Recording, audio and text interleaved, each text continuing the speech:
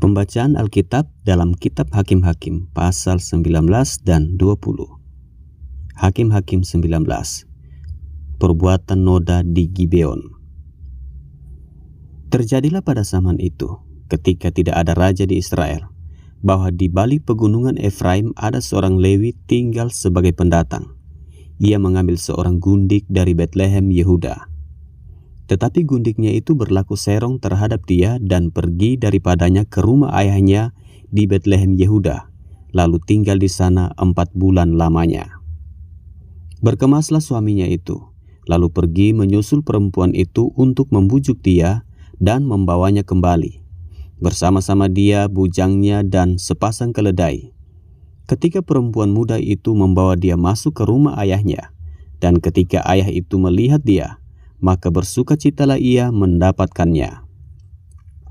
Mertuanya, ayah perempuan itu, tidak membiarkan dia pergi, sehingga ia tinggal 3 hari lamanya pada ayah itu.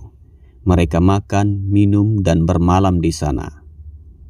Tetapi pada hari yang keempat, ketika mereka bangun pagi-pagi, dan ketika orang Lewi itu berkemas untuk pergi, berkatalah ayah perempuan muda itu kepada menantunya, "Segarkanlah dirimu dahulu dengan sekerat roti, kemudian bolehlah kamu pergi." Jadi duduklah mereka, lalu makan dan minumlah keduanya bersama-sama. Kata ayah perempuan muda itu kepada laki-laki itu, "Baiklah, putuskan untuk tinggal bermalam dan biarlah hatimu gembira." Tetapi ketika orang itu bangun untuk pergi juga, mertuanya itu mendesaknya, sehingga ia tinggal pula di sana bermalam. Pada hari yang kelima, ketika ia bangun pagi-pagi untuk pergi, berkatalah ayah perempuan muda itu, "Mari, segarkanlah dirimu dahulu, dan tinggallah sebentar lagi, sampai matahari surut." Lalu makanlah mereka keduanya. Ketika orang itu bangun untuk pergi, bersama dengan gundiknya dan bujangnya, berkatalah mertuanya, ayah perempuan muda itu kepadanya, "Lihatlah, matahari telah mulai turun menjelang petang. Baiklah tinggal bermalam. Lihat, matahari hampir terbenam. Tinggallah di sini bermalam dan biarlah hatimu gembira.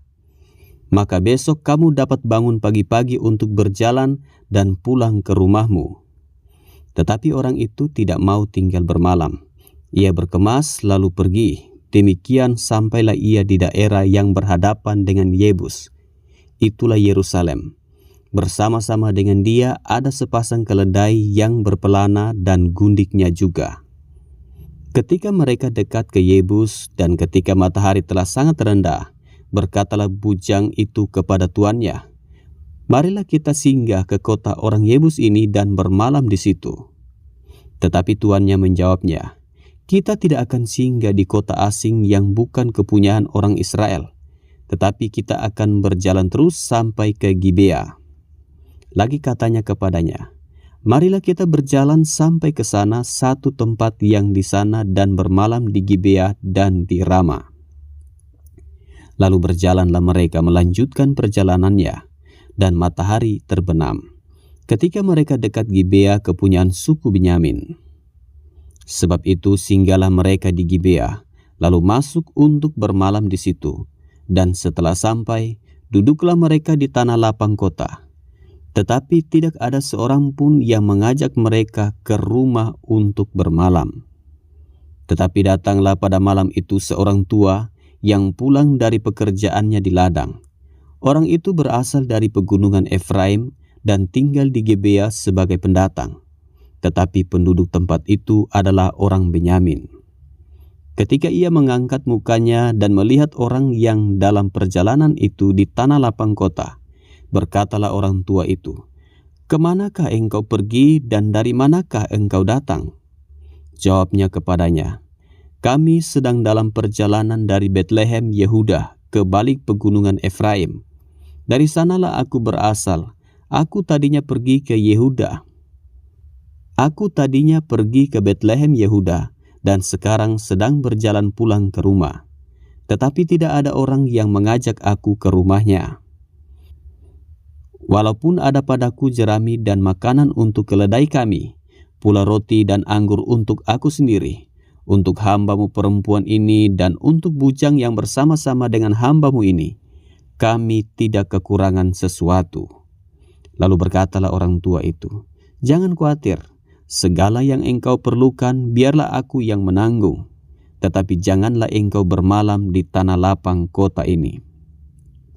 Sesudah itu dibawanyalah dia masuk ke rumahnya, lalu keledai-keledai diberinya makan. Maka mereka pun membasuh kaki, makan dan minum. Tetapi sementara mereka menggembirakan hatinya, datanglah orang-orang kota itu, orang-orang Dursila, mengepung rumah itu. Mereka menggedor-gedor pintu sambil berkata kepada orang tua pemilik rumah itu, "Bawalah keluar orang yang datang ke rumahmu itu, supaya kami pakai dia." Lalu keluarlah pemilik rumah itu menemui mereka dan berkata kepada mereka, "Tidak, saudara-saudaraku, janganlah kiranya berbuat jahat, karena orang ini telah masuk ke rumahku. Janganlah kamu berbuat noda. Tetapi ada anakku perempuan yang masih perawan, dan juga gundik orang itu. Baiklah kubawa keduanya keluar. Perkosalah mereka dan perbuatlah dengan mereka apa yang kamu pandang baik.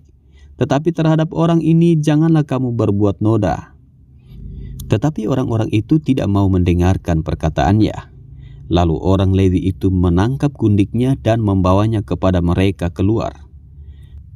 Kemudian mereka bersetubuh dengan perempuan itu, dan semalam-malaman itu mereka mempermainkannya sampai pagi. Barulah pada waktu fajar menyingsing mereka melepaskan perempuan itu. Menjelang pagi perempuan itu datang kembali, tetapi ia jatuh rebah di depan pintu rumah orang itu, tempat tuannya bermalam, dan ia tergeletak di sana sampai fajar. Pada waktu tuannya bangun pagi-pagi, dibukanya pintu rumah dan pergi keluar untuk melanjutkan perjalanannya. Tetapi tampaklah perempuan itu, gundiknya, tergeletak di depan pintu rumah dengan tangannya pada ambang pintu. Berkatalah ia kepada perempuan itu, "Bangunlah, marilah kita pergi." Tetapi tidak ada jawabnya. Lalu diangkatnyalah mayat itu ke atas keledai. Berkemaslah ia, kemudian pergi ke tempat kediamannya. Sesampai di rumah, diambilnyalah pisau, dipegangnyalah mayat gundiknya, dipotong-potongnya menurut tulang-tulangnya menjadi 12 potongan, lalu dikirimnya ke seluruh daerah orang Israel. Dan setiap orang yang melihatnya berkata, "Hal yang demikian belum pernah terjadi dan belum pernah terlihat sejak orang Israel berangkat keluar dari tanah Mesir sampai sekarang. Perhatikanlah itu, pertimbangkanlah lalu berbicaralah." Hakim-Hakim 20. Peperangan orang Israel melawan Bani Benyamin. Lalu majulah semua orang Israel dari Dan sampai Beersheba dan juga dari tanah Gilead, berkumpullah umat itu secara serentak menghadap Tuhan di Mispa. Maka berdirilah para pemuka dari seluruh bangsa itu, dari segala suku orang Israel, memimpin jemaat umat Allah yang jumlahnya 400.000 orang berjalan kaki yang bersenjatakan pedang.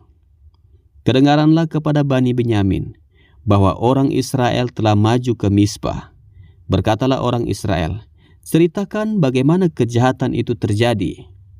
Lalu orang Lewi, suami perempuan yang terbunuh itu, menjawab, "Aku sampai dengan gundiku di Gibea kepunyaan suku Benyamin untuk bermalam di sana." Lalu warga-warga kota Gibea itu mendatangi aku dan mengepung rumah itu pada malam hari untuk menyerang aku. Mereka bermaksud membunuh aku, tetapi gundiku diperkosa mereka sehingga mati. Maka kuambillah mayat gundiku, kupotong-potong dia, dan kukirimkan ke seluruh daerah milik pusaka orang Israel, sebab orang-orang itu telah berbuat mesum dan berbuat nodah di antara orang Israel. Sekarang kamu sekalian, orang Israel, telah ada di sini. Berikanlah di sini pertimbanganmu dan nasihatmu. Kemudian bangunlah seluruh bangsa itu dengan serentak, sambil berkata, "Seorang pun daripada kita takkan pergi ke kemahnya, seorang pun daripada kita takkan pulang ke rumahnya. Inilah yang akan kita lakukan kepada Gibea, memeranginya dengan membuang undi. Kita akan memilih dari seluruh suku Israel 10 orang dari tiap-tiap 100, 100 orang dari tiap-tiap 1000, 1000 orang dari tiap-tiap 10.000 untuk mengambil bekal bagi laskar ini, supaya sesudah mereka datang, dilakukan kepada Gibea Benyamin setimpal dengan segala perbuatan noda yang telah diperbuat mereka di antara orang Israel. Demikianlah orang Israel berkumpul melawan kota itu. Semuanya bersekutu dengan serentak. Kemudian suku-suku Israel mengirim orang kepada seluruh suku Benyamin dengan pesan, "Apa macam kejahatan yang terjadi di antara kamu itu? Maka sekarang serahkanlah orang-orang itu, yakni orang-orang dursila yang di Gibea itu, supaya kami menghukum mati mereka dan dengan demikian menghapuskan yang jahat itu dari antara orang Israel." Tetapi Bani Benyamin tidak mau mendengarkan perkataan saudara-saudaranya, orang Israel itu. Sebaliknya, Bani Benyamin dari kota-kota lain berkumpul di Gibea untuk maju berperang melawan orang Israel. Pada hari itu dihitunglah jumlah Bani Benyamin dari kota-kota lain itu, 26.000 orang yang bersenjatakan pedang, belum termasuk penduduk Gibea yang terhitung 700 orang pilihan banyaknya.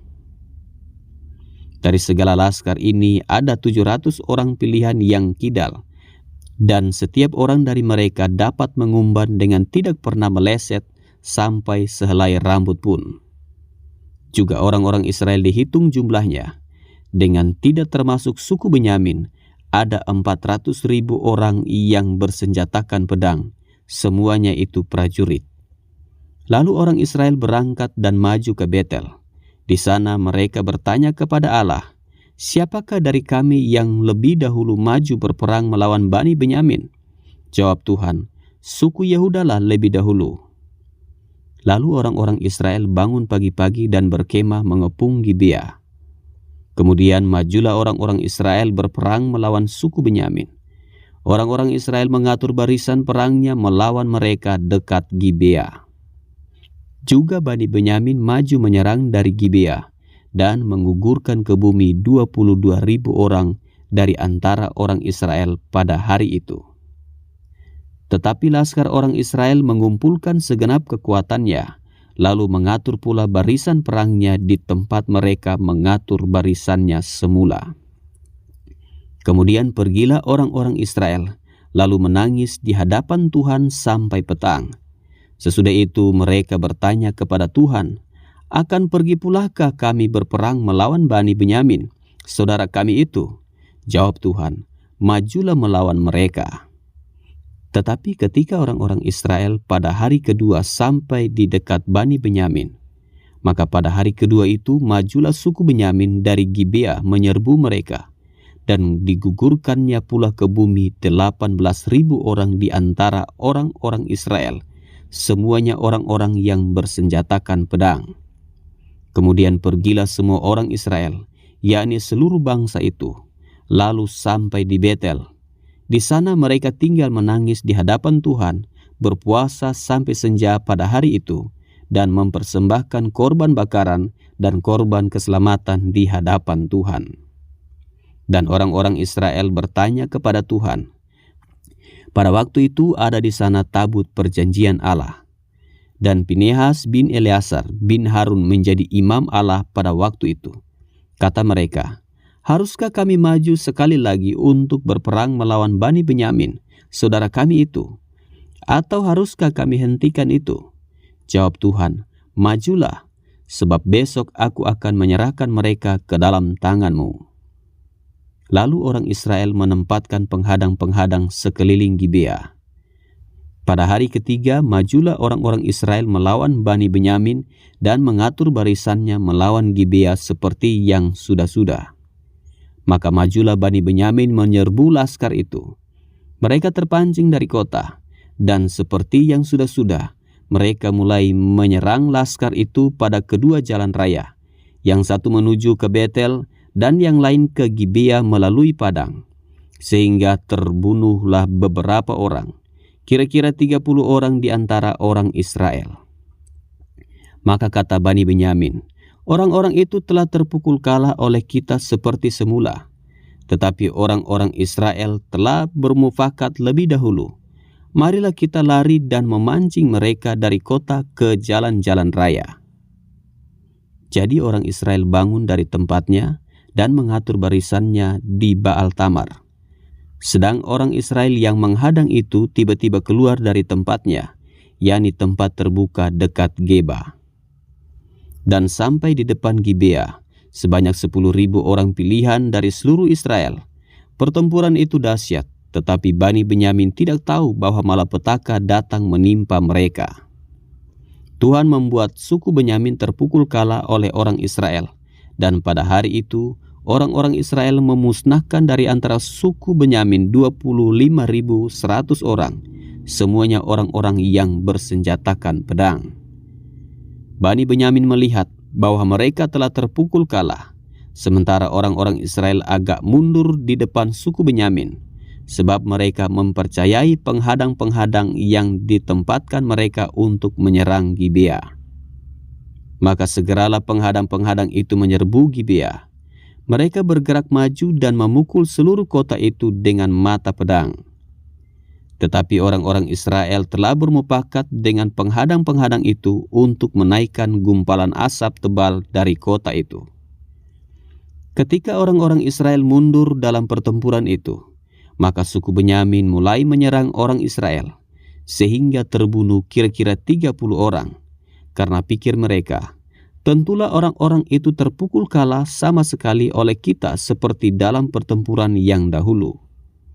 Tetapi pada waktu itu mulailah gumpalan asap naik dari kota itu seperti tiang asap. Suku Benyamin menoleh ke belakang dan tampaklah kota itu seluruhnya terbakar. Apinya naik ke langit. Lagi pula orang-orang Israel maju lagi. Maka gemetarlah orang-orang Benyamin itu, sebab mereka melihat bahwa malapetaka datang menimpa mereka. Lagi pula orang Israel maju lagi, maka gemetarlah orang-orang Benyamin itu, sebab mereka melihat bahwa malapetaka datang menimpa mereka. Jadi larilah mereka dari depan orang-orang Israel itu ke arah padang gurun, tetapi pertempuran itu tidak dapat dihindari mereka. Lalu orang-orang dari kota-kota menghabisi mereka di tengah-tengahnya. Mereka mengepung suku Benyamin itu, mengejarnya dengan tak henti-hentinya dan melandanya sampai di depan Gibea di sebelah timur. Dari Bani Benyamin ada tewas 18.000 orang, semuanya orang-orang gagah perkasa. Yang lain berpaling lari ke padang gurun, ke bukit Batu Ribon. Tetapi di jalan-jalan raya masih diadakan penyabitan susulan di antara mereka, 5.000 orang. Mereka diburu sampai ke Gideon dan dipukul mati 2.000 orang dari mereka. Maka yang tewas dari suku Benyamin pada hari itu seluruhnya berjumlah 25.000 orang yang bersenjatakan pedang, semuanya orang-orang gagah perkasa. Tetapi 600 orang berpaling lari ke padang gurun, ke bukit Batu Rimon, dan tinggal 4 bulan lamanya di bukit batu itu. Tetapi orang-orang Israel kembali kepada Bani Benyamin dan memukul mereka dengan mata pedang, baik manusia, baik hewan, dan segala sesuatu yang terdapat di sana. Juga segala kota yang terdapat di sana mereka musnahkan dengan api.